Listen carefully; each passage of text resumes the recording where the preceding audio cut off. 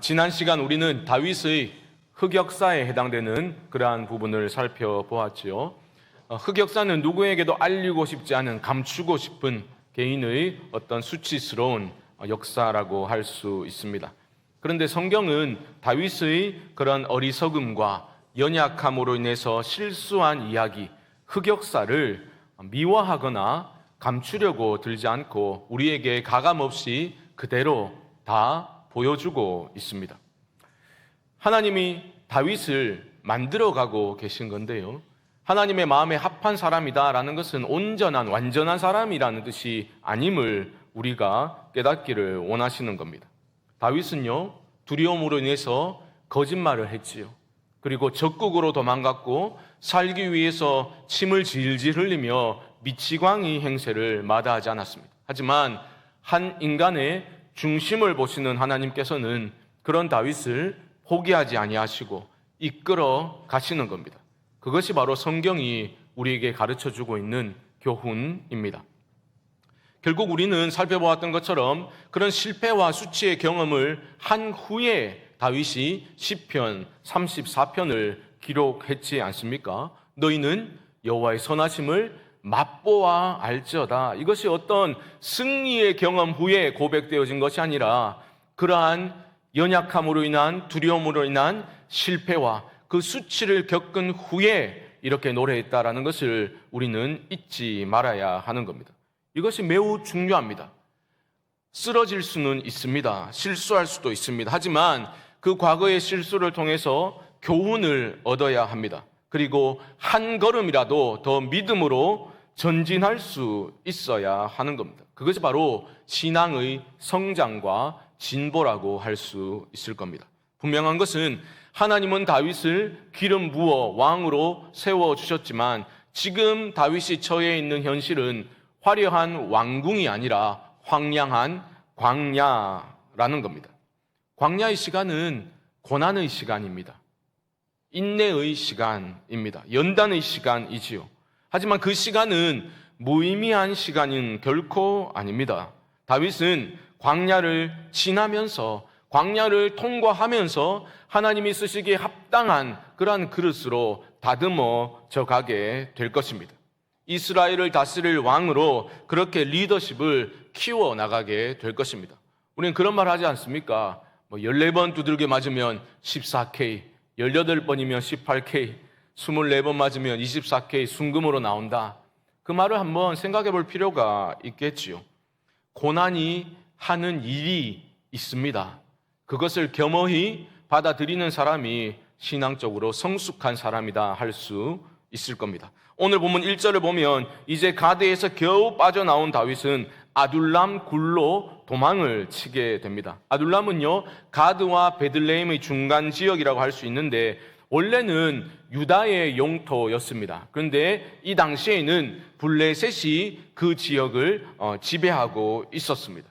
아둘람 지역에는 동굴들이 산재해 있었고요, 또한 샘이 솟는 우물이 있었기 때문에 다윗이 숨어 지내기에 용이한 장소였다고 볼 수 있습니다. 그런데 그곳에 피해 있는 다윗을 누가 찾아오게 됩니까? 1절을 보면 그의 형제와 아버지의 온 집이 찾아왔다라고 하죠. 이건 어찌 보면 지극히 당연한 겁니다. 왜냐하면 사울의 눈밖에 났지 않습니까? 그러니까 그 당시에도 영모죄를 저지르게 되면 당사자뿐 아니라 온 집안이 멸절당할 그런 것이 자연스러운 일이었기 때문에 가족들이 사울을 피해서 다윗이 거하고 있던 아둘람 지역으로 찾아오게 된 겁니다. 그런데 가족들만 찾아온 것은 아니었지요. 2절 말씀 다시 보시면 환난당한 모든 자와 빚진 모든 자와 마음이 원통한 자가 다 그에게로 모였고 그는 그들의 우두머리가 되었는데 그와 함께한 자가 400명 가량이었더라. 환난당한 사람들, 억울하고 원통하고 빚진 자들, 그들이 다 아둘람에 있는 다윗에게로 찾아오게 되었습니다. 그 수가 400명 정도 되었는데요, 다윗은 그들을 이끄는 리더가 된 겁니다. 사실 다윗은 상처 입은 치유자, 상처 입은 리더라고 할 수 있을 겁니다. 그만큼 다윗 본인이 상처와 고통으로 점철된 삶을 살아가고 있었죠. 그렇기 때문에 본인이 아파봤기 때문에 지금 아픈 상태에 있기 때문에 그런 억울한 자들, 상처 입은 자들을 공감해 줄 수 있었을 겁니다. 그런데 다윗을 찾아온 사람들, 세상적인 관점에서 보면 한마디로 별 볼 일 없는 사람들이었습니다. 그런데 다윗은 찾아온 사람들을 세상적인 잣대로 분류해서 받아들이지 않았습니다. 야, 넌 내가 보니까 아무짝에도 쓸모없으니 뭐 저 옆 동네 동굴이나 가보든지 말든지 뭐 이렇게 그들을 대하지 않았다는 거죠. 모든 환난당한 자, 원통한 자, 억울한 자, 상처받은 자, 빚진 자들을 다윗은 다 받아 주었습니다. 교회도 비슷합니다. 교회는 세상적인 기준으로 사람들을 가려받지 않습니다. 교회의 문턱은 절대 높으면 안 됩니다. 교회가 소위 쓸만한 사람들을 찾기 시작하면 그 교회는 본질이 무엇인지를 망각한 겁니다. 본질을 망각한 조직이나 공동체는 존재할 필요가 없는 거죠. 교회는 세상의 방식이 매끄럽게 작동하는 곳이 되어서는 결코 안 됩니다. 세상에서 잘 나가는 사람이 교회에서도 자연스럽게 당연한 것처럼 잘 나가게 되면 안 된다라는 뜻입니다. 왜냐하면 교회는 하나님께서 이 세상의 대안적인 공동체로 세워주신 곳이기 때문입니다. 대안적인 공동체라고요. 세상하고 똑같으면 교회가 아닌 것입니다. 저는 우리 성광교회가 오직 예수 그리스도라는 그 공통분모 하나만으로 충분한 그러한 참된 신앙의 공동체로 세워져 나갈 수 있기를 주님의 이름으로 축복합니다. 아둘람 굴은 다윗이 일시적으로 숨어 지내기에 좋은 장소였습니다. 그런데 가족들이 찾아왔고요. 많은 사람들이 찾아오게 되자 이게 사울에게 발각될 것이 시간 문제라고 판단했던 다윗은 어디로 피신을 하고 있습니까? 3절 말씀 보십시오. 3절. 다윗이 거기서 모압 미스베로 가서 모압 왕에게 이르되 하나님이 나를 위하여 어떻게 하실지를 내가 알기까지 나의 부모가 나와서 당신들과 함께 있게 하기를 청하나이다 하고. 여러분, 왜 다윗이 이스라엘의 적국인 모압으로 피신을 했을까요? 모압은 적국이지만 다윗이 사울 왕의 경쟁자였기 때문에 좋게 보고 받아들여 줬을 수도 있겠다라고 생각할 수도 있겠지만 결정적인 요인은 다윗의 혈통에서 발견할 수 있습니다. 여러분, 다윗의 증조모가 누굽니까? 우리 증조 할매 이름도 모르는데 무슨 다윗 증조모냐면 다윗의 증조모 이름은 모압 여인인데 룻입니다. 룻. 우리 룻기 말씀 함께 살펴보았잖아요. 한 세기를 거슬러 올라가면 베들레헴에 흉년이 들었지 않습니까? 그래서 엘리멜렉과 그의 아내 나오미가 두 아들을 데리고 어디로 이주했습니까? 모압 땅으로 살기 위해 건너갔다고요. 그런데 거기서 모압 여인을 와이프로 맞이해가지고 그렇게 살고 있다가 두 아들이 죽어버렸습니다. 그리고 남편도 죽어버렸어요. 졸지에 여인 3명만 남게 된 겁니다. 그리고 세월이 10년이 흘렀어요. 이제 베들레헴 땅도 회복되었고 살만하게 되었다라는 소식을 들은 나오미는 고향으로 돌아가고자 합니다. 그런데 모압 며느리 2사람이 걸리는 거예요. 너희는 모압 땅에 남는 게, 너희 고향에 남는 게 좋겠다. 남편도 없는데 나를 따라가서 뭐 하겠느냐. 그렇게 남으라라고 했을 때에 며느리 1명은 모압 땅에 남게 되고 룻은 끝까지 시어머니를 따라 유다 땅으로 돌아오게 되었죠. 그리고 하나님의 헤세드, 그 변함없는 언약적 사랑 안에서, 그 섭리 안에서 결국 룻이 보아스라는 사람을 만나 결혼하게 되죠. 그리고 룻기의 마지막은 이렇게 족보를 소개하면서 마무리가 되는데 보십시오. 룻기 4장 21절과 22절 말씀 보시면 살몬은 보아스를 낳았고 보아스는 오벳을 낳았고 오벳은 이새를 낳았고 이새는 다윗을 낳았더라. 그러니까 다윗의 증조모가 룻이었어요.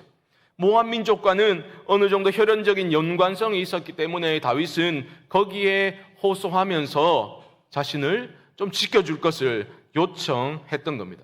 그런데 우리가 주목해야 할 것이 하나 있습니다. 다윗은 우리가 여기 영원히 살도록 해주시오라고 부탁을 한 게 아니라는 거죠. 뭐라고 말합니까? 하나님이 나를 위하여 어떻게 하실지를 내가 알기까지 머무르게 해주시오라고 요청을 합니다. 이게 지금 다윗이 달라진 모습을 보여주고 있는 거예요. 지난 시간에 보았던 것처럼 놉 땅에서 다윗은 실패했잖아요. 넘어졌잖아요. 하지만 그것이 그런 실패의 경험을 통해서 다윗이 깨달았던 겁니다. 아, 하나님이 나를 지키시는구나. 그걸 깨달았던 거예요. 그렇기 때문에 이제 다시 한번 하나님을 의지하겠습니다라고 다윗은 결단할 수 있었던 것이고, 그러한 신앙적인 결단이 지금 이 말에 묻어나고 있는 겁니다. 하나님이 내게 어떻게 하실지를 알기까지만 나를 좀 보호해 주시오. 모압 왕은 다윗의 청을 받아들였습니다. 4절 말씀 보십시오. 부모를 인도하여 모압 왕 앞에 나아갔더니 그들은 다윗이 요새에 있을 동안에 모압 왕과 함께 있었더라. 모압 왕이 다윗 가족들과 함께 요새에 머물도록 그렇게 해주었던 겁니다.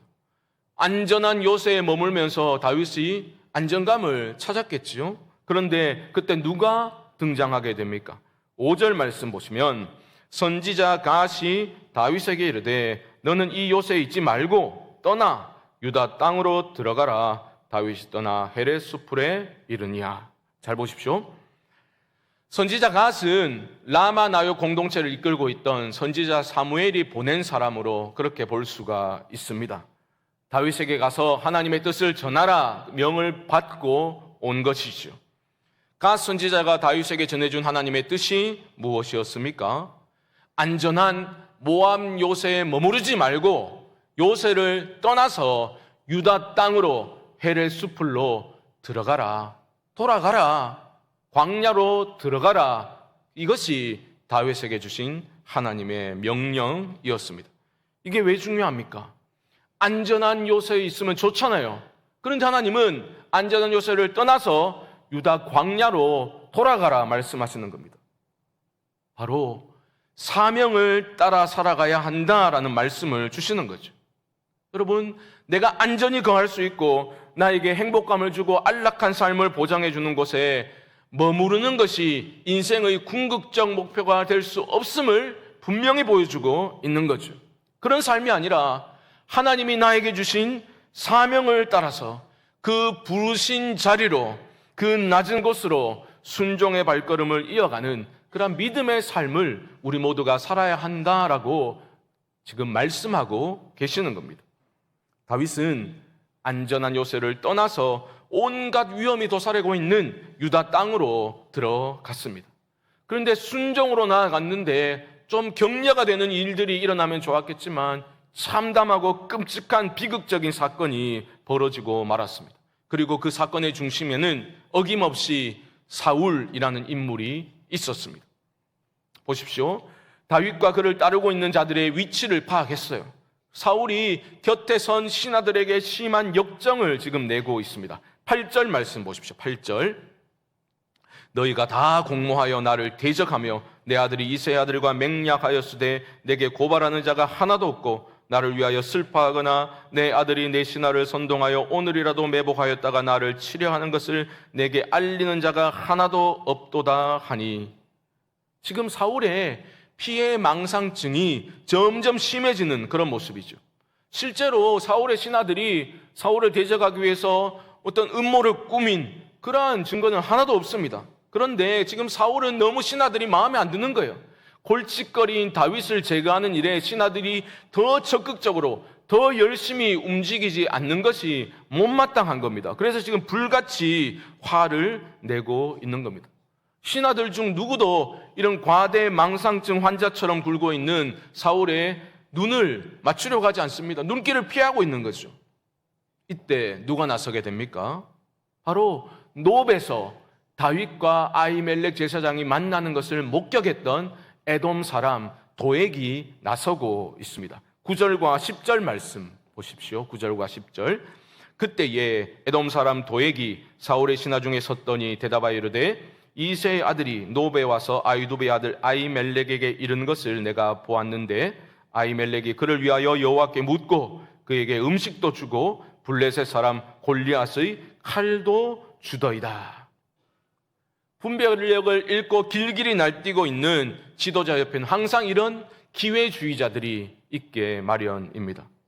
도액의 밀고는 다윗을 향한 그 사울의 분노를 걷잡을 수 없이 불타오르게 만들어 버렸습니다. 그래서 그 놉당의 아히멜렉과 모든 제사장들을 소환해서 신문하게 됩니다. 신문의 내용은 너무나 단순하겠지요. 네가 왜 그랬냐? 왜 다윗을 도와주고 먹을 것도 주고 무기도 주고 왜 그랬냐? 그러자 아히멜렉이 뭐라고 대답합니까? 아니, 왕의 총애를 받는 신하를 위해서 내가 한 것이 이번이 처음이 아닌데 왜 이렇게 이번에는 화를 내십니까? 그 말을 하고 있는 거거든요. 그게 15절입니다. 15절 보십시오. 내가 그를 위하여 하나님께 물은 것이 오늘이 처음이니까 결단코 아니니이다. 원하건대 왕은 종과 종의 아비의 온 집에 아무것도 돌리지 마옵소서. 왕의 종은 이 모든 크고 작은 일에 관하여 아는 것이 없나이다 하니라. 맞는 말이잖아요. 하지만 이미 반쯤 정신이 나가버린 사울은 제사장 아히멜렉의 변론에 귀를 기울이지 않습니다. 호위 무사들에게 명해서 당장 제사장들을 다 죽이라라고 명령하게 됩니다. 그런데 아무도 나서지를 않는 거죠. 생각해 보십시오. 거룩한 제사장을 그렇게 칼을 들어 친다는 것은 너무 두려운 일 아닙니까? 아무도 죽이지 않습니다. 그때 사울이 누구에게 명령을 합니까? 곁에 섰던 에돔 사람 도액에게 제사장들을 죽이라 명령을 합니다. 도액은요, 에돔 사람 이방인이잖아요. 그러니까 거칠 게 없었습니다. 오히려 이것을 그는 기회로, 출세의 기회로 삼았던 겁니다. 그래서 도액은 노브의 제사장 자그마치 85명을 학살하게 됩니다. 남녀와 아이들과 젖먹이들과 가축까지도 학살해 버렸습니다. 그래서 칼빈이 도액이라는 인물을 가리켜 더할 나위 없는 완전한 악인이다라고 평가를 했던 겁니다. 이런 끔찍한 대학살에서 살아남은 사람이 한 사람이 있었습니다. 아히멜렉의 아들 아비아달이었습니다. 기적적으로 생존했어요. 그가 다윗에게로 피신해서 그 끔찍한 참상을 낱낱이 고하게 됩니다. 그때 다윗이 뭐라고 말합니까? 22절 말씀입니다. 22절. 다윗이 아비아달에게 이르되 그날에 에돔 사람 도액이 거기 있기로 그가 반드시 사울에게 말할 줄 내가 알았노라. 내 아버지 집의 모든 사람 죽은 것이 나의 탓이로다. 내 탓이다. 여러분, 다윗이 다윗 될 수 있었던 것 중에 중요한 요인 중에 하나가 바로 이겁니다. 정직한 자기 인식. 어떤 잘못에 대해서, 연약함에 대해서 자꾸 변명하고 핑계 삼으며 그렇게 핑계로 일관하는 것이 아니라 솔직히 인정하고 있죠. 내 탓이다. 내 잘못이다. 통회하는 심령을 하나님은 기뻐하십니다.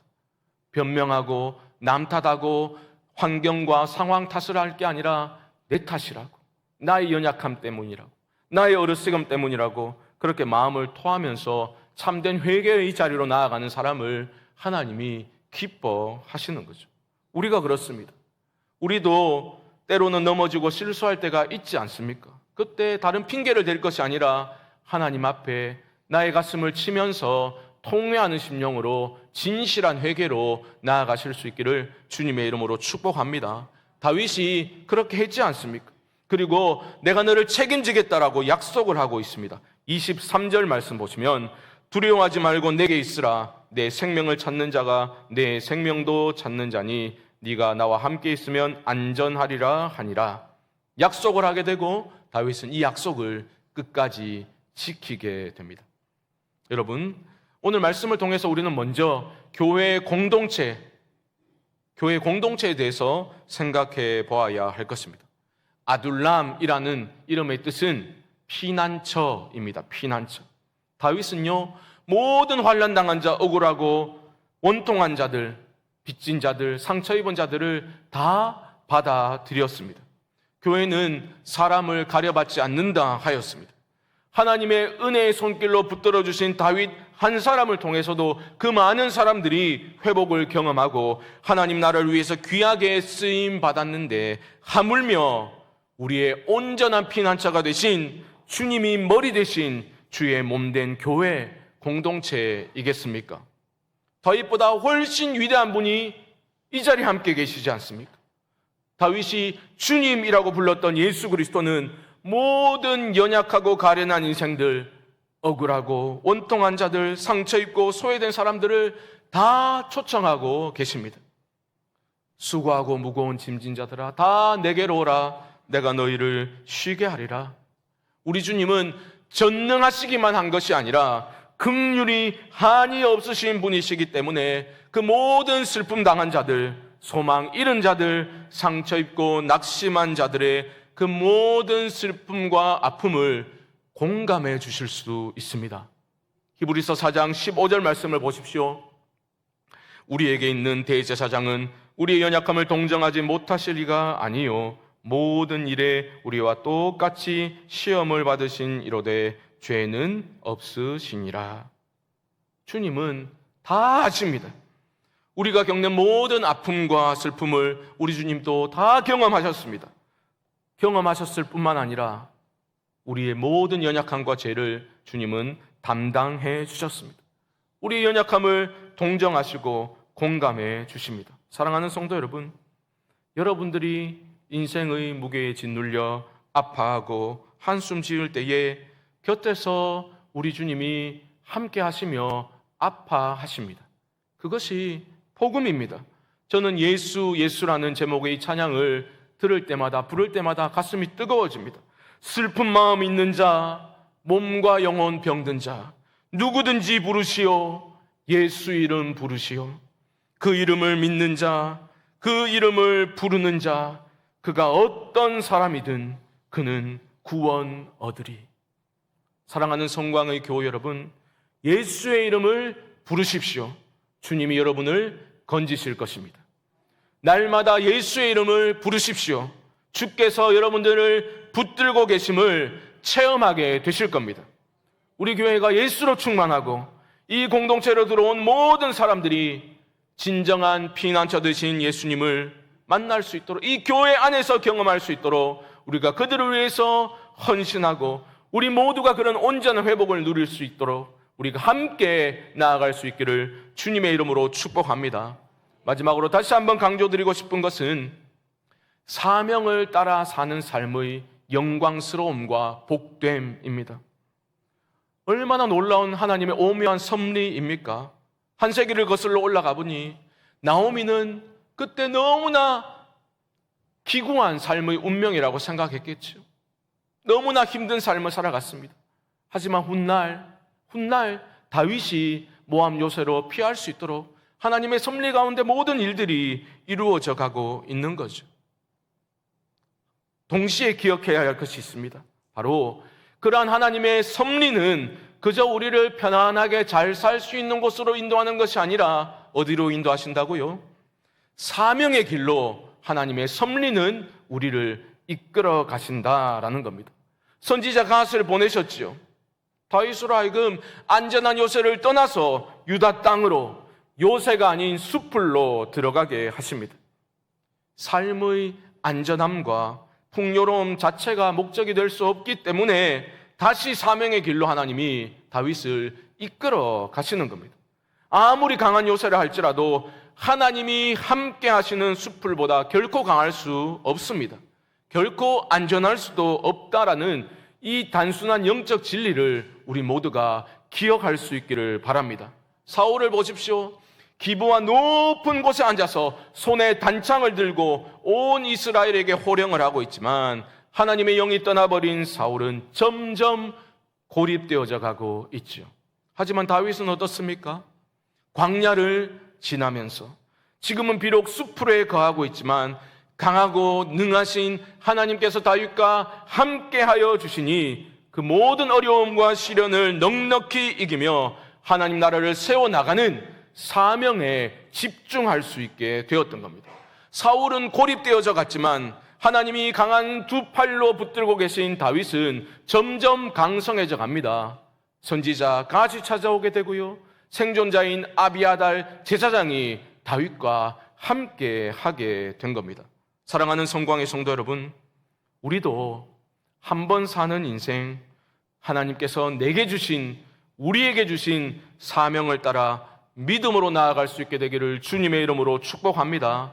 아무리 약한 수풀이라도 하나님이 함께 하시면 그 어떤 강력한 요새보다 안전하다라는 것을 우리 모두가 체험으로 깨달아 알 수 있기를 소망합니다.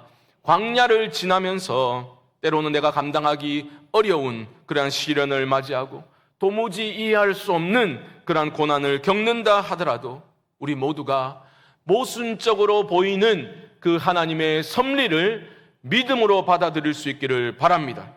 우리는 연약하고 넘어지지만 실수하지만 하나님은 결코 실수하지 않으십니다.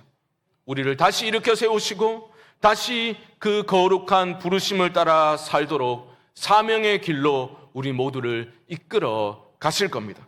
이런 신실하신 하나님이 우리의 아버지 되심에 여러분 감사하십시오.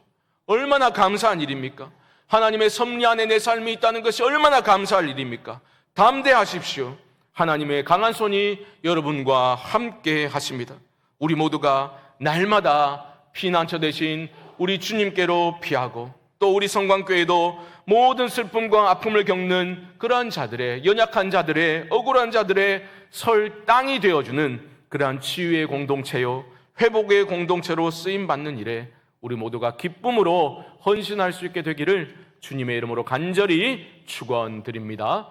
지금은 우리 주 예수 그리스도의 크신 은혜와 하나님 아버지의 무한하신 사랑하심과 성령님의 감동, 감화, 위로, 교통하심의 역사가 하나님의 섭리를 신뢰하며 나의 진정한 피난처이신 주님께로 날마다 피하여 예수 이름을 부르며 주를 의지하는 삶, 나 자신의 행복이 아니라 하나님 주신 사명을 따라 사는 삶을 살기를 소망하는 사랑하는 성도님들의 심령 가운데 주의 몸된 교회 위에 지금부터 영원토록 함께 있을지어다.